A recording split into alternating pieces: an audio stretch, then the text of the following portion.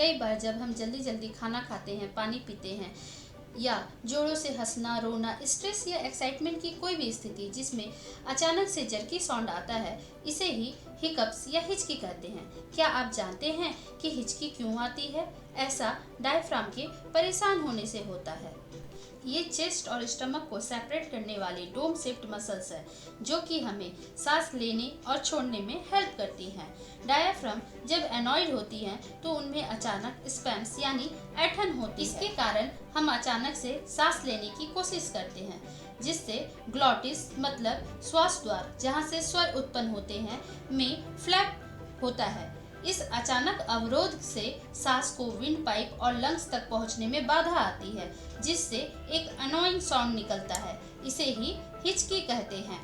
Try this things to avoid hiccups. Please like, share and subscribe.